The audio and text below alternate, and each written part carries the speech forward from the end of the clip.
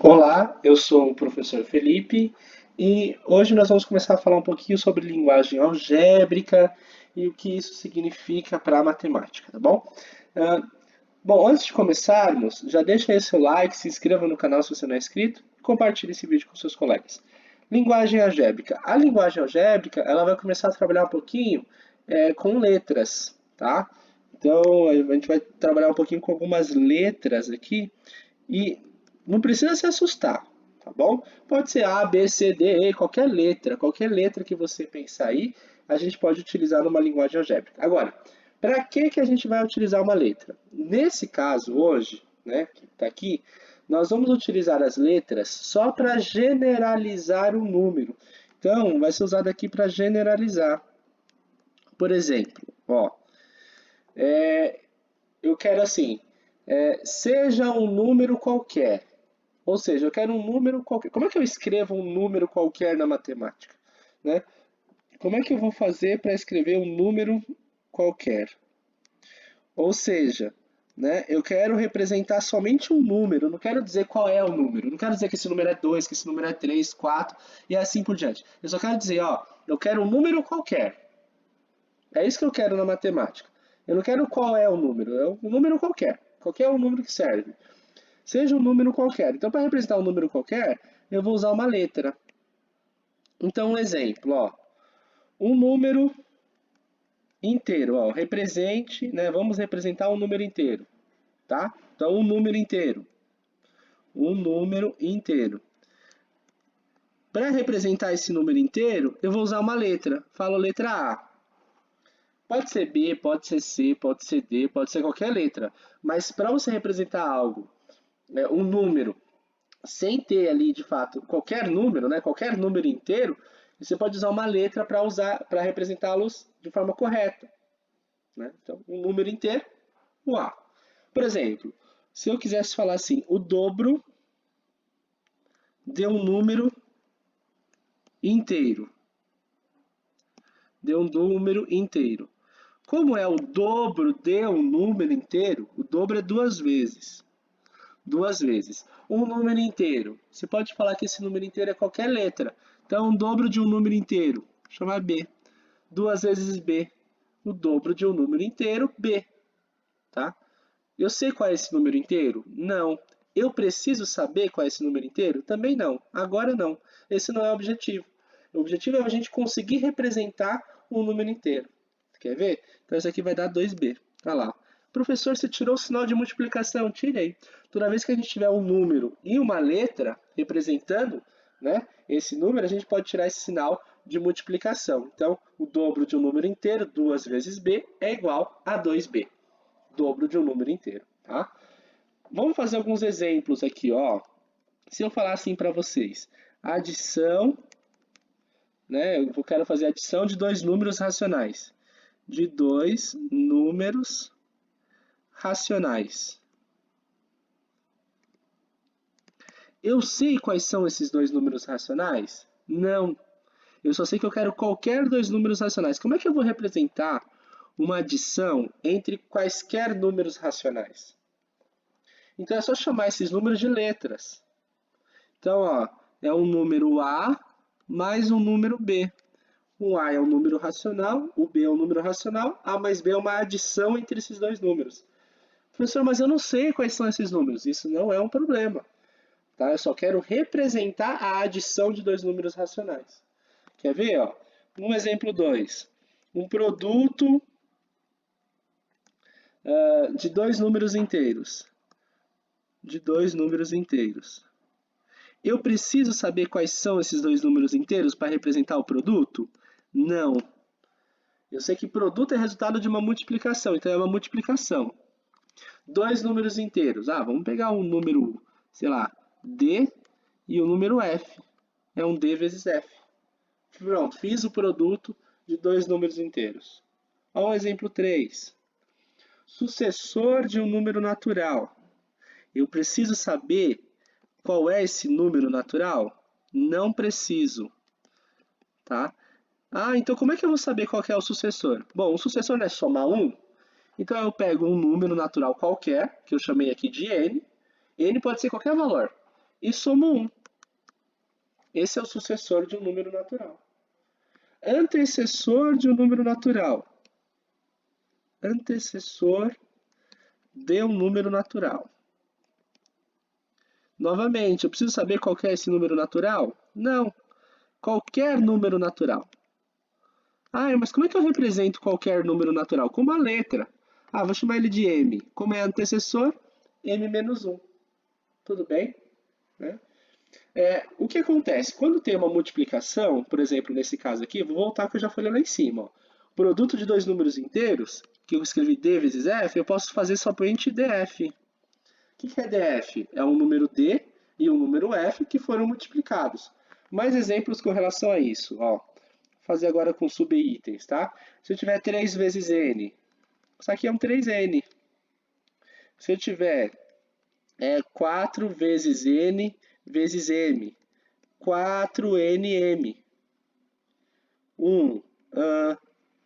Sei lá, um exemplo aqui, Y vezes Z. É YZ. É só você tirar o sinal de multiplicação, mas quando eu olho isso, eu sei que é uma multiplicação, que é um Y vezes Z, mesmo não tendo sinal.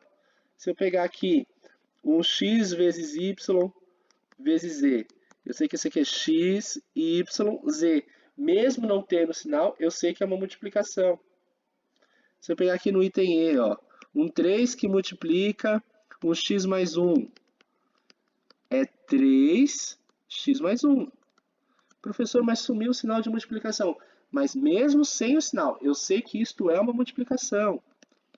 F, ó, 5 que multiplica y menos 6. Isso é 5, y menos 6. Não tem problema sumir o sinal. O G, o sinal de multiplicação. X que multiplica 4 vezes y mais 2. Olha só, x que multiplica 4y mais 2. Eu não preciso ficar falando 4 vezes y, 4y. Olha o H aqui, um outro exemplo. 6 vezes n vezes 2 vezes x menos 3 vezes y. Olha como fica mais fácil. 6n que multiplica. Aqui eu vou ter que falar que multiplica porque tem parênteses. 2x menos 3y. Acabou. Simples, tá bom? E o processo contrário, ó. Olha só o que eu posso fazer aqui. Vou dar um exemplo 6. Falar assim, considere qualquer número racional, tá? Então, considere números racionais. Tá bom? Se eu quero considerar números racionais, então descreva o que vai acontecer em cada sentença. Na sentença A menos B. O que eu estou fazendo aqui se eu estou trabalhando com números racionais? Eu estou fazendo uma diferença entre dois números racionais. Diferença entre dois números racionais. Se eu pegar o item B e escrever assim, A ao cubo. Estou fazendo o quê? O cubo de um número racional. O cubo de um número racional. Aí, bonitinho. Item C, se eu olhar assim, 2n mais 1. Olha só, né? Eu estou fazendo o sucessor, porque mais 1 é sucessor, né? Sucessor de um número racional. Sucessor de quem que é o sucessor? Do dobro de um número racional. Do dobro de um número racional. Né? E aí, só para a gente perceber uma diferença, eu vou fazer assim no item D, ó, 2n mais 1. Ali é o sucessor do dobro. Aqui é o dobro do sucessor. É diferente. Aqui é o dobro do sucessor de um número racional. Tá vendo que o 2, ele está multiplicando o sucessor, ele está multiplicando o número mais 1? O número mais 1 é o sucessor. O 2 ele está multiplicando o sucessor, tá? Onde mais que eu posso usar letras, né, para representar? Numa sequência. Vou dar um exemplo aqui, 7. Vou estabelecer uma sequência. Ó, uma sequência. Como assim, professor? Exemplo. 3, se eu pegar a sequência. 3, 6, 9, 12, 15, tarará, tarará. Se eu falar assim, ó, seja n o quê? Né? A posição, né? A posição do termo, da sequência. A posição do termo da sequência acima. O que isso significa? Que ele é a posição do termo da sequência acima. Bom, significa algo bem simples. Ó. Se n for 1, a posição que ele está é da primeira posição. Quem é o termo? 3. Se n for 2, ele está na segunda posição. Quem é o termo? 6. Se n for 3, se n for 4, se n pode ser qualquer coisa. Tá entendendo? E aí, olha só que legal, né? Eu consigo indicar o enésimo termo. O que é enésimo termo? Como é que eu vou saber um carinha que está lá na posição 18? Vocês já viram o que está acontecendo aqui? Né? Ó, quando n é 1, ou seja, está na primeira posição, ele dá 3. Quando n é 2, ele está na segunda posição, o valor da sequência é 6. Quando n é 3, que está na terceira posição, o valor é 9. Ah, olha que legal! Então, o que significa? Né? Que significa que cada termo ele é obtido da expressão 3 vezes a posição.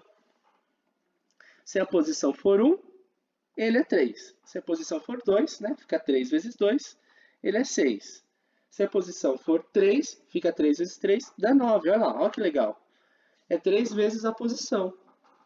Interessante, né? E para a gente achar um enésimo termo, é só você colocar 3 vezes n. Enésimo é um termo que está lá na frente, certo? Que eu não sei que posição é corretamente, mas é uma posição que está lá na frente. Ou não, pode ser até uma posição que está aqui no começo, mas eu não sei qual é corretamente essa posição. Então eu vou usando esse termo de enésimo. Enésimo está se referindo ao n, né? Uma posição n qualquer. Ou seja, em qualquer posição. Um termo em qualquer posição. Qual é o valor desse termo? 3 vezes n. Ah, mas professor, como assim 3 vezes n? Eu não preciso saber qual é a posição. Eu só preciso representar como que ele está sendo feito nessa posição. Tá bom? Certo? Bom, vou ficando por aqui. Qualquer coisa a gente vai continuando na próxima aula. A gente vai continuar na próxima aula sobre esse assunto, que é uma parte bem legal, né? Que a gente começa a misturar letras com números, mas não fica perdido, tá bom? Na próxima aula a gente continua um pouquinho mais. Até, tchau, tchau, fechou. Até a próxima.